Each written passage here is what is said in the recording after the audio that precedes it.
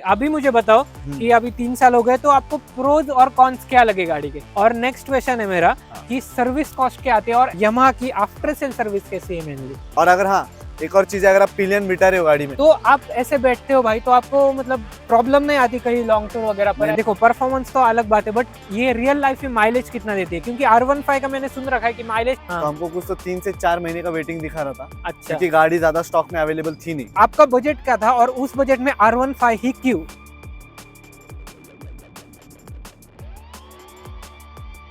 Hello guys, मैं हूं आदित्य और स्वागत है आपका यू एंड कार्स पर। फिलहाल आज की इस वीडियो में हम करने वाले हैं इस R15 का ओनरशिप एक्सपीरियंस। मिलिए रियान भाई से जो कि हमारे साथ XUV 700 का भी ओनरशिप एक्सपीरियंस शेयर कर चुके हैं और ये गाड़ी वो शायद 1-2 साल से यूज कर रहे हैं और वो ही प्रॉपर बता सकते हैं इस गाड़ी का ओनरशिप एक्सपीरियंस की ये गाड़ी कैसी है, कितना कुछ माइलेज देती है, इनको उस टाइम कितने को पड़ी थी और गाड़ी परफॉर्मेंस में कैसी है। क्योंकि R15 स्पोर्ट बाइक है, आप देख सकते हो इस पर एक्सेंट वगैरह, और स्पोर्ट बाइक्स में मेनली लोग देखते हैं परफॉर्मेंस।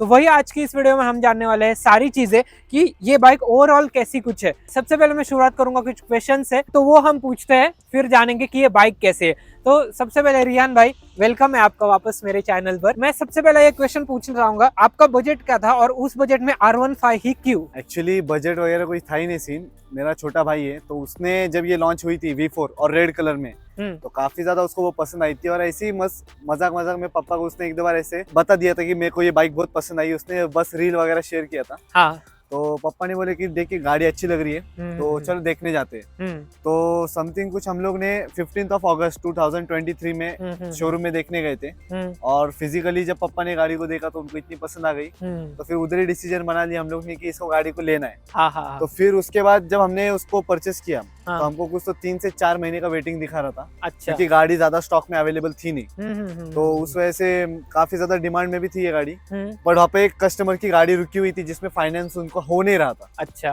तो फिर उसी बात में हमने जो है एक ही दिन में गाड़ी जो है एक्स्ट्रा चार्जेस करके जो है और स्पेशल अपना ये चॉइस नंबर लेके एक ही दिन में हमने गाड़ी डिलीवर कर ली। तो ऐसा कुछ सीन था इसका। कुछ सीन था। अच्छा। और मतलब आपने ये गाड़ी ली, घर पे वगैरह लाया, आप यूज कर रहे हैं और लगभग कुछ 6000 किलोमीटर चलाई, तो 6000 में आपको ओवरऑल एक्सपीरियंस आ गया होगा। लॉन्ग टूर एक आध आपने की होगी छोटी सी इसमें? मैंने बस एक ही बार आपसे खेड़ शिवापुर जो है वहाँ तो एक बार जब नई गाड़ी आई थी तो लेने के बाद कुछ 2-3 महीने बाद ही मैंने एक बार ट्राई मारा था कि हाईवे पे कैसा परफॉर्म करती है। तो बढ़िया थी, मतलब गाड़ी में उस टाइम पे इजीली जो है 120 तक लेके गया था और इजीली वो चली गई थी क्रूज करते हुए। क्योंकि इसके आरपीएम रेंज जो हाई काफी ज्यादा और 6 गियर है। और ये 155 सीसी में इकलौती गाड़ी ऐसी है जो इतनी रॉ पावर जनरेट करती है बिना किसी मॉडिफिकेशन के, ट्यूनिंग के कि 200 सीसी की बाइक्स को भी आराम से जो है टक्कर दे देती है। क्योंकि मोस्ट ऑफ द ब्रांड्स में क्या होता है ना कि मीटर लॉक होता है। एक लिमिट स्पीड पे जो है ना वो रुक जाता है मीटर। इसका ऐसा है कि इसको जैसा मोशन मिलेगा ना ये चलते जाती है, पिकअप लेते जाती है। अच्छा। आप यूट्यूब पे भी कितने सारे वीडियोस देखोगे, शॉर्ट्स वगैरह, तो उसमें जो ये गाड़ी ने 160 170 भी टच करी है ऐसा, जो कि आई थिंक सो 390 ड्यूक जो 400 सीसी है वो 170 175 तक जाती है मैक्स। बराबर। तो ये उसको मोशन मिला ना तो ये जाती ही जाती है। तो परफॉर्मेंस के लिए मेनली आपको बेस्ट R15 जानी, और यामाहा जो इंजन है वो जाना जाता है पिकअप के लिए। और फिर नेक्स्ट क्वेश्चन है मेरा आपसे कि देखो परफॉर्मेंस तो अलग बात है बट ये रियल लाइफ में माइलेज कितना देती है? क्योंकि R15 का मैंने सुन रखा है कि माइलेज ठीक ठाक है उसकी, तो आपको कैसी लगती है इसकी माइलेज? ऑन डिस्प्ले तो इसका 40-45 तो जाता है। तो ये समथिंग अराउंड वही 36-35 के आसपास तो दे ही देती है। 36-35 के आसपास देती है। अच्छा। और चलाने के ऊपर भी डिपेंड करता है। मोस्टली तो हम लोग सिटी में चलाते हैं, शॉप से घर, ये तो कंटिन्यू ट्रैफिक रहता है। और कई बार मस्ती भी आ जाती है तो हार्ड एक्सेलरेट कर देते हैं तो उसमें वो मिलता नहीं है प्रॉपर। अच्छा। बट है 35 प्लस ही जाता है। 35 प्लस ही, मतलब परफॉर्मेंस बाइक के हिसाब से आप माइलेज से संतुष्ट हो इसके? और माइलेज के हिसाब से वो बाइक अपने लिए, वरना जो है वो इतना कंसर्न घर में आता नहीं कि विदाउट माइलेज वाली गाड़ी ले। और ये पड़ी कितनी थी आपको उस टाइम? ये समथिंग अपने को 260 या 270 तक गई थी। 270 तक। हाँ, और स्पेशल नंबर प्लेट करने का कुछ 280 तक, मतलब 3 लाख के आसपास। वो पूरा बढ़ गया था। तो महंगी क्यों लगेगी? अभी मोस्ट ऑफ द व्यूअर्स भी बोलेंगे कि ज्यादा प्राइस है, बट हमने वो 1 डे में डिलीवर किया था तो एक्स्ट्रा चार्जेस उसमें भी, क्योंकि हमने जिद ज्यादा किया था। छोटे भाई ने ज्यादा किया, आप भी आज के आज ही मांगता है, तो उसकी वजह से थोड़ा सा एक्स्ट्रा पे भी करना पड़ा था शोरूम वालों को। क्योंकि किसी और की गाड़ी थी और वो ऑलमोस्ट फाइनेंस होने वाला था। उन्होंने गाड़ी अपने पे घुमा दी। देखो इसका अभी राइडिंग पोस्चर मैं आपको एक बार दिखा देता हूँ। अगर हम इस बाइक पर बैठते हैं ना तो ऐसा कुछ राइडिंग पोस्चर है इसका। देखो ये पैर ऐसा पीछे जाता है तो ऐसा कुछ है। तो आप ऐसे बैठते हो भाई तो आपको मतलब प्रॉब्लम नहीं आती कहीं लॉन्ग टूर वगैरह पर? ऐसे मेरी जब आप हाइट बैठते हो? 5'7", 5'8" है। हाँ। और मैं आपको एक बार बैठ के भी दिखाता हाँ हूँ। हाँ हाँ। तो ऐसे तो मोस्टली तो छोटे राइड्स में नहीं समझ में आता है, बट अब ये देखो इजीली जो है मेरे पैर फिर भी फोल्ड है आधे। हाँ हाँ हाँ। ऐसे मतलब कुछ ज्यादा हाइट नहीं लग रही कि गाड़ी की और हाइट है। और पोस्चर भी जो है एक्चुअली ये V3 से ज्यादा कंफर्टेबल V4 को बनाया है। इसके जो हैंडल बार्स है ये थोड़े से ऊपर की है, वरना जो V3 थी वो पूरी इतनी थी, तो वो ज्यादा एग्रेसिव थी और ज्यादा मतलब शोल्डर और बैक में पेन आता था। इनफैक्ट हाथ में भी जो पेन आता था। अभी मैं यहाँ से अगर पूना जाता हूँ ना कभी, तो महसूस होता है कि हाथ वगैरह जो ट्रैफिक में थोड़े से दर्द करते हैं। हाँ। मतलब ये मेनली ऐसा मन शोल्डर करता है कि गाड़ी थोड़ा साइड में साइड रुका में के रेस्ट लो फिर चलाओ। और ये सीट वगैरह आपको कंफर्टेबल लगती है इसकी या फिर हाँ नहीं? हाँ, इसकी सीट और एक्चुअली इसको मैंने सीट कवर बिठा के लिया है ग्रिप वाला, अच्छा। क्योंकि जो कंपनी की थी वो पूरी प्लेन थी सीट। इसमें जो टेक्सचर है तो तो मोस्टली ये पीछे वाले के लिए ज्यादा ड्रॉबैक है। हाँ वो क्योंकि वो ऊपर बैठता है। अगर हम ब्रेक भी नहीं लेते, सिर्फ एक्सीलरेटर छोड़ देते तो इंजन ब्रेकिंग के प्रेशर से भी जो है बंदा पीछे वाला आगे की तरफ सरक जाता है, तो हाँ, वो एक इशू है। और अगर हाँ एक और चीज है, अगर आप पिलियन बिठा रहे हो गाड़ी में, तो पीछे पिलियन ने चाहे आपको नहीं पकड़ा, वो यहाँ पे पकड़ के बैठा हो, लेकिन उसका जो वेट है वो आपको गाड़ी पे महसूस कंटिन्यू होने वाला है और हाथ में जो है वो पेन फील होता है। अच्छा ये है। और नेक्स्ट क्वेश्चन मैं पूछना चाहूंगा कि इतनी परफॉर्मेंस ओरिएंटेड बाइक है, इंजन भी इसका इतना बड़ा है, ब्रेकिंग कैसी है गाड़ी की? ब्रेकिंग एक्चुअली डिसेंट है। आगे की जो ब्रेकिंग है और भी बेटर हो सकती थी, बट अच्छी है, लेकिन पीछे की उतनी खास नहीं है मैं बोल दूंगा, क्योंकि ABS रहने के बाद भी ना कई बार ना पीछे टायर स्किड कर जाता है। अच्छा। इसका रीजन भी ये हो सकता है कि इसका एक तो ये फेयरिंग बाइक है, इसका पोस्चर ऑलरेडी आगे की तरफ ज्यादा झुका है और इंजन वगैरह हर एक चीज सब आगे है, तो वेट ऑलरेडी आगे होता है। जब ब्रेक अप्लाई करते हैं तो पीछे का टायर जो है पूरा फ्री हो जाता है, बराबर। तो उस पर ज्यादा ट्रैक्शन रहता नहीं, वेट नहीं रहने की वजह से वो स्किड करता है और उसका ABS किक इन करने की वजह से आगे का भी जो है प्रेशर कम हो जाता है। तो कई बार पैनिक सिचुएशन में डर लगता है कि गाड़ी रुकेंगी या नहीं रुकेंगी, वो डर लगता है। और नेक्स्ट क्वेश्चन है मेरा कि सर्विस कॉस्ट क्या आती है और यामाहा की आफ्टर सेल सर्विस कैसी है? मेनली ये अच्छी है सर्विस जो है। मैंने अभी मेरे खुद के चैनल पे भी एक रिव्यू डाला था सर्विस के वो बारे आप में, जरूर जाके देखना। दोनों के चैनल नीचे मेंशन है, आपको दिख जाएंगे, वहां पर जाके आप सब्सक्राइब करना और वो भी वीडियो आप देख सकते हो एक्स्ट्रा नॉलेज के लिए। तो उसमें कुछ ऐसा है कि इसका 2,500 से 3,000 के आसपास सर्विस आती है, नॉर्मल सर्विस। अगर मेजर सर्विस होगी तो शायद 4, 4.5, 5 तक जाएगी, बट ऐसे नॉर्मल जैसे अपना रेगुलर जो होता है एयर फिल्टर, कूलेंट वगैरह टॉप अप करते हैं और चेन लुब्रिकेट करते हैं, उसमें इंजन ऑयल वगैरह चेक करते हैं, तो 2,500 से 3,000 जाता है। और एक दिन जो है गाड़ी आपको छोड़नी पड़ती है, अगले दिन ही जो है गाड़ी मिलती है, पर सर्विस जो है प्रॉपर होती है, गाड़ी फील होती है, स्मूथ है। बट एक दो बार मैंने ऐसा देखा है कि चलाने के बाद 10 से 15 दिन के बाद ना उसमें वाइब्रेशन फिर से स्टार्ट होता है। अच्छा। जो सर्विस के बाद जो स्मूथनेस आती है ना, वो 10 से 15 दिन तक ही फील होती है, उसके बाद वो महसूस होने लगती है। तो इस बार मैंने उनको कंप्लेंट किया था कि आपके जो सर्विस में ना 10 से 15 दिन के बाद फर्क दिखने लगता है कि गाड़ी वाइब्रेशन मारती है, स्टीयरिंग वगैरह में इंजन से जो वाइब्रेशन आते हैं। तो इस बार तो काम अच्छा किया, अभी तक तो मुझे स्मूथ लग रहा है। अभी सर्विस होके जो अभी कम से कम 20 से 25 दिन हो गए होंगे। अच्छा। 1 महीना होने आया सर्विस करके। और अभी परफॉर्मेंस अच्छा है। अच्छा है। और उनका बिहेवियर कैसा है? सर्विस पोलाइट है या फिर अच्छा है? मतलब वो हर इंसान के ऊपर डिपेंड करता है। आपका जो एडवाइजर जो मिलता है वो उनके ऊपर डिपेंड करता है कि वो कैसे, तो वो इंसान टू इंसान डिपेंड करता है, वो ब्रांड का और कंपनी का उसमें कुछ लेना देना आता है। वैसे मतलब सर्विस से आप सेटिस्फाई हो कहीं ना कहीं, बस वो एक थोड़ा सा प्रॉब्लम आता है। हाँ, बस इस बार का एक इशू था कि एक कोई तो ऑयल था, इंजन ऑयल नहीं था, कुछ दूसरा ही ऑयल था, वो उन्होंने डाला है, लेकिन वो बिल में मेंशन नहीं करते, उसका प्राइस अलग से वो कैश में लेते, अलग से कैश में। और मैंने उनको कहा भी कि इसको बिल में ऐड करो, तो बोलता है कि नहीं सर पहले से ही जो हम लोग ऐसे ही करते हैं। और इस बार एक बार इशू आया था, जो सॉफ्टवेयर है उनका वो अपडेट कर रहे थे ना, तो उसके वजह से वो बिल मुझे डिजिटल नहीं दे रहे थे, वो मैन्युअली लिख के दे रहे थे। तो उसमें भी जो 19-20 हुआ था, मुझे 2 से 3 बार कॉल आया था 2-3 दिन के बाद कि सर आपका जो हमने टैली किया है वो बिल में थोड़ा सा अमाउंट कम दिया, 300-350 रुपए कुछ कम आया है आपकी तरफ से। तो वही सब चीजें थी, तो मुझे थोड़ा वो अच्छी नहीं लगी। तो बाद में जब उन्होंने ऐड किया, तो जो अमाउंट ऐड किया था वो मैंने पूछा कि बिल में ऐड नहीं है, मुझे एक प्रॉपर बिल बना के दो। बोलते कि ये बिल में ऐड नहीं होती ये चीज, वो सीन था। और नेक्स्टली मेरा क्वेश्चन आता है कि देखो अभी 2 साल हो गए लगभग बाइक को, 3 साल हो गए लगभग, तो 3 साल में आपको गाड़ी में कुछ इलेक्ट्रिकली या फिर कुछ मैकेनिकली प्रॉब्लम आई है कभी? नहीं, कभी नहीं। मतलब रिलायबल है बाइक, हर चीज से ओके, अभी तक कुछ उसका इशू नहीं आया। मतलब आपने किसी भाई वगैरह को खरीदनी होगी तो खरीद सकता है, रिलायबिलिटी देखनी है उसको तो। अगर पोस्चर से कुछ इशू नहीं, क्योंकि ये शौक की चीज है और ये जो लुक्स के लिए दीवानापन होता है। मतलब फेयरिंग वाली बाइक्स आपको पता है अपन इंस्पायर किससे होते हैं डायरेक्टली, BMW S1000, ZX10R, जो कि 20-25 लाख की बाइक है। तो वैसी लुक वाली है, एक बजट में चाहिए आपको कम सीसी वाली, तो ये एक अच्छा ऑप्शन है। वरना पावर में आपको जाना है तो इसी सेम इंजन वाली जो है आती है अपनी MT-15। इससे सस्ती भी है क्योंकि उसमें कुछ इलेक्ट्रॉनिक्स कम है, इसके मुकाबले इलेक्ट्रॉनिक्स कम है। बट 155 सीसी का वही लिक्विड कूल इंजन आता है, सिंगल पिस्टन। तो वो आप जा सकते हैं अगर आपको नॉर्मली क्रूज करना है तो, क्योंकि वो नेकेड बाइक है और प्रॉपर जो है वो ऐसा झुकने वाली बाइक नहीं है। आदमी जो है स्ट्रेट बैठता है आराम से, पोस्चर रिलैक्सली क्रूज कर सकता है, वो 50-100 किलोमीटर तक जा सकते हो बाइक में।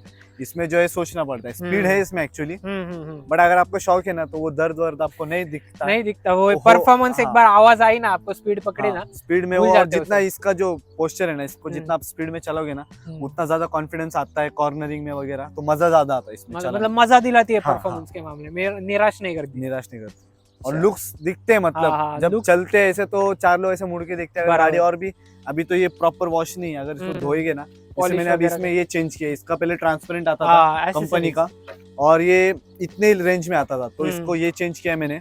इंडिकेटर निकल गया था तो मैंने दोनों इंडिकेटर आगे के चेंज किया। अच्छा। अभी एक प्रॉब्लम आई है कि ये अपने आप लटकने लग गया है ना, मैंने कहीं गाड़ी पे ठोका है ना मेरे को किसी ने टच किया है, ये खड़े शायद किसी का हाथ लगाए तो उसी में निकल गया है। तो पार्ट्स देखेंगे तो काफी थोड़ा सा क्वालिटी उतनी अच्छी नहीं है, क्योंकि उसको फाइबर वेट लो रखने के लिए ना उन्होंने फाइबर पार्ट यूज किया है और उसके वजह से थोड़ा सा क्वालिटी में मार खाता है। और हाँ, नेक्स्ट क्वेश्चन मेरा आता है कि मतलब भाई आपने इससे पहले कौन सी बाइक यूज कर रखी है और एकदम से कैसे डिसीजन बना कि चलो ये बाइक लेते हैं? मेरे लिए तो ये पहली बाइक है, क्योंकि घर में ऑलरेडी पैशन थी बट वो हमारे पास कभी थी नहीं। हमारे एक भाई है उनके पास, हमने उनको चलाने दी थी। अच्छा। तो कभी तो वो गाड़ी हाथ में आई नहीं। तो घर पे जो है हमेशा से स्कूटी थी, एक एविएटर थी और एक स्कूटी पेप थी। तो वो तो बस स्कूटी सेगमेंट अलग ही बात हो गई। गियर की बाइक हमेशा से इंटरेस्ट था, बट वो जल्दी प्लान था नहीं, कुछ ऐसा सीरियस थे नहीं हम। ये बोलते हैं ना फ्लो में हो गया इसको लेना, तो ऐसा सीन है। तो डायरेक्टली ये नसीब में थी तो यही आ गई। संतुष्ट हो इस बाइक से और लेनी चाहिए अगर किसको स्पोर्ट बाइक में देखने और थोड़ी परफॉर्मेंस चाहिए और बजट है उसका 2.5 लाख 3 लाख के आसपास, तो ले सकते हैं, क्योंकि गाड़ी ऑलराउंडर है। लुक्स के मामले में बोलो, परफॉर्मेंस के मामले में बोलो और साथ में माइलेज भी बोलो। अभी तो मैं इसमें कंटिन्यू जो है पावर पेट्रोल भरवाता हूँ, क्योंकि E20 में कई बार मुझे मिसिंग मारती हुई दिखी है। तो E20 में इथेनॉल की वजह से मुझे पावर थोड़ा सा ड्रॉप दिखा है, तब से मैं इसको कंटिन्यू जो पावर पेट्रोल डालता हूँ और पावर वगैरह इसकी एकदम ब्रिलियंट है। स्पेशल चीज इसकी ये है, इसमें आती है VVA technology, variable valve actuation. उसमें होता ये कि जब नॉर्मली जो आपका एक सिंगल वॉल्व चलता है वो सिटी के लिए अच्छा है, मतलब वो स्लोली जो है एयर और फ्यूल का मिक्सचर कराता है। अच्छा। जिसकी वजह से गाड़ी अच्छा माइलेज देती है। वो मेन रीजन इस गाड़ी का वही है। और 8 से 10 हजार के आसपास RPM जब आप पुश करते हो उसके ऊपर, समथिंग इसका जो टॉप RPM शायद से 14 तक है। अच्छा। 12 से 14 तक कुछ तो टॉप एंड RPM है और ये पूरा जाती है, रेड लाइन पूरी करती है। तो ये 8000 के ऊपर अगर आप जाते हैं ना तो इसका VVA चालू हो जाता है, जिसमें जो दूसरा वॉल्व है ना वो भी वर्क करना चालू होता है, जिसमें एयर और फ्यूल का मिक्सचर वो ज्यादा लेने लगता है। इसकी वजह से ना एक आपको एक अच्छा पुल भी मिलता है कि जो आप चला रहे हो ना 8000 के बाद एक अलग ही वो बीस्ट बन जाती है। वो महसूस होता है जैसे डीजल गाड़ियों में टर्बो किक करता है 2000 के बाद, 2000-2500 के बाद जो टर्बो आने के बाद एक पावर आती है, वैसा ये पेट्रोल में रहने के बाद भी ना VVA जब चालू होता है तो वो महसूस कराता है। अच्छा। एक्स्ट्रा पावर आता है, टॉर्क आता है, पीछे ढकलना चालू होता है। और अभी मुझे बताओ कि अभी 3 साल हो गए, तो आपको प्रोज और कॉन्स क्या लगे गाड़ी के? मेनली प्रोज से स्टार्ट करते हैं सबसे पहले। प्रोज तो ये है कि माइलेज पावर के हिसाब से माइलेज अच्छा है। हाँ। कौन सी लगे कि जो कंपनी ने टायर दी है, अच्छा MRF के शायद इसके टायर्स, तो टायर्स और अच्छे हो सकते थे और बाई ब्रेक के शायद ब्रेक से, तो पिस्टन शायद से और थोड़ा अच्छा हो सकता था जिस प्राइस रेंज में आ रही है ये, तो वो चीजें अच्छी हो सकती थी। क्योंकि देखो मैं एक चीज बोलता हूँ कि ये गाड़ी में उतना कुछ ज्यादा खास पावर है नहीं। अच्छा। अगर मैं स्पेसिफिक्स के बारे में बात करूँ तो शायद 13 न्यूटन मीटर का इसका टॉर्क है, कुछ तो 13 से 14 न्यूटन मीटर और 16 bhp का पावर है। तो पावर पे कुछ इतनी खास है नहीं, जिसकी वजह से ट्रैक्शन कंट्रोल नहीं भी देते नहीं है, तो वो ऑप्शन रखते ही नहीं ना तो भी बेस्ट था। पूरी रॉ रखते थे तो भी ठीक है, और इसकी जगह ब्रेक्स में इन्वेस्ट करते हो और थोड़ा टायर्स भी अच्छे करते ना, तो ग्रिप के मामले में कई बार थोड़ा सा डर लगता है कि टायर्स और बेटर हो सकते थे। हाई स्पीड में थोड़ा सा कॉन्फिडेंस नहीं देते टायर, तो वो कौन से उसके। और एक प्लास्टिक क्वालिटी का आप बोले, हाँ, और जो बिल्ड क्वालिटी जो है जैसे इंडिकेटर स्पेशल, या बाकी मुझे कोई किसी भी फाइबर पार्ट पे कुछ इशू नहीं है। मैं सच बताऊं तो एक बार गाड़ी खड़े मतलब ऐसे मिट्टी का ढेर होता है, ऑफिस के बाहर खड़ी थी, तो वो निकालने में गाड़ी फंस गई थी। अच्छा। और वो मैं निकालते निकालते मेरा बैलेंस चला गया, क्योंकि ये गाड़ी ऐसा पोजीशन है ना, हाँ, इसको बैठ के निकालेंगे ना आप तो ही अच्छा है। हाँ, तो ये अच्छा ऐसा वो है। नॉर्मल बाइक के साथ ऐसा पकड़ के side आ निकालते हैं ना, जाती। तो वो इंजन वन साइड है पूरा, तो वजन पूरा एक साइड जाता है। तो मैं और मेरे दोस्त खींच रहे थे, और उससे गलती क्या हुई कि उसने एक हाथ से बाइक पकड़ा है, हाँ, और एक हाथ से पीछे एक स्कूटी थी, उसने वो भी पकड़ा था। अरे सुपरमैन जैसे काम कर रहा था, और मैं ये साइड था, हाँ, और वो मिट्टी में इतनी अच्छे से फंसी थी आगे का टायर कि वो निकलने का नाम ही नहीं ले रही थी। हाँ, हाँ, तो ताकत के चक्कर में ना बैलेंस जमा नहीं मुझे, और हाँ, गाड़ी वन साइड गिर गई। साइड गिर गई। मिट्टी थी, सॉफ्ट मिट्टी थी, ज्यादा हाँ। कुछ हुआ नहीं, आप देख सकते कुछ स्क्रैचेस नहीं आए, बट वो इंडिकेटर पे एक बार लगने की वजह से ना इंडिकेटर निकल गया, और निकल उसका गया। जो रबर कट हो गया, तो कभी बैठा ही नहीं हो फिर से। अच्छा। और उस टाइम पे एक और चीज हो गई थी कि गाड़ी का जो इग्निशन ऑन था, सेंसर ने फटक से समझ लिया था कि गाड़ी गिरी है। हाँ, हाँ, मैं जब स्टार्ट करने गया तो गाड़ी स्टार्ट नहीं हुई, हाँ। मुझे सिस्टम फिर से रिस्टार्ट करना पड़ा। हाँ, तो वो सेफ्टी तो, फीचर था हाँ, ताकि मतलब- कूलेंट वगैरह लीक ना हो, कुछ ज्यादा नुकसान ना हो गाड़ी में, तो उसने अपने आप जो है कट ऑफ कर दिया। फीचर्स भी हाँ, अच्छे मैं मतलब सेल्फ sensors मारने जा रहा वगैरह। था, बहुत बार मारा, हो रहा नहीं था वो, तो दोस्त ने कहा कि उसको रिस्टार्ट कर, सब सॉफ्ट जो क्या बोलते हैं प्रोसेसर है रिफ्रेश होने दे, तो चल गई थी गाड़ी। गिरने के बाद भी आप लोग देख सकते हैं कुछ टूटा फूटा नहीं, कुछ नहीं, छोटे मोटे स्क्रैचेस आए जो दिख के नहीं आते, मतलब बहुत नजदीक आने के बाद ही दिखते, ये नहीं तो थोड़े कभी किसी को नोटिस नहीं होता। अभी आप भी भाई, आप इतनी बार आए मेरी गाड़ी के पास, आपको कभी नोटिस कभी नहीं, अभी आज हुआ मैं मेरे को, बताया आज तो आप आपको बोले दिख के आया हो। ये Parts फाइबर अच्छे से टाइम टू टाइम बजने लगते हैं या फिर नहीं? अगर गाड़ी नहीं, ज्यादा अभी तो गड्ढे में सर्विसिंग वगैरह में तो जब सर्विस करते गई। तो ये गाड़ी की लुक्स ही ऐसी कि इसको खोलना ही पड़ता है, हाँ, कूलेंट करने के लिए वगैरह, चेकिंग के लिए, फिल्टर, वो आपको रेडिएटर क्लीन करने के लिए हाँ, खोलना ही पड़ता है गाड़ी। तो अभी इतनी बार खुली है तो कुछ इश्यू नहीं, जबकि ये भी जब हमने चेंज किया ये सब चीजें खुले थे, तो कुछ ऐसा इश्यू नहीं है इसमें। चलो अभी ये तो सब हो गया है अपना। अभी लास्टली हम सुनेंगे एक बार गाड़ी के एग्जॉस्ट का साउंड कि कैसा कुछ है। आपको पसंद है भाई गाड़ी के एग्जॉस्ट का साउंड? हाँ, इसका जो साउंड है ना बाय डिफॉल्ट एकदम बेसी साउंड है। हाँ, सिंगल पिस्टन रहने के बाद भी जो है ना ये स्पोर्ट्स बाइक वाली फीलिंग देती है। आप लोग एक बार सुनो। हाँ,